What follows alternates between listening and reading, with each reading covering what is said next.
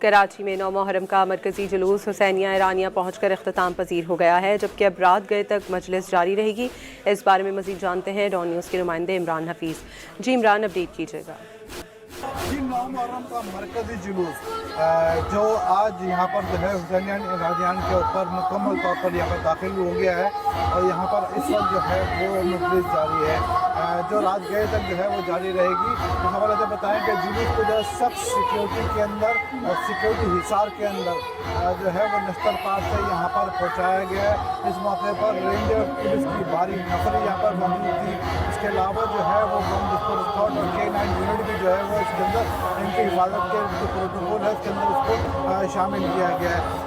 یہاں پر جو مرکزی جلوس میں جو دور دور علاقے سے کلثم جیسے ملیر اور دیگر علاقوں سے آنے والے جو قافلے تھے جلوس جو مرکزی جلوس کے اندر 9 محرم کے جو شامل ہوئے تھے، بہت سارے قافلے جو ہیں وہ اپنے علاقوں کی جانب جو ہے یہاں پر واپسی کے لیے یہاں پر روانہ ہو گئے ہیں۔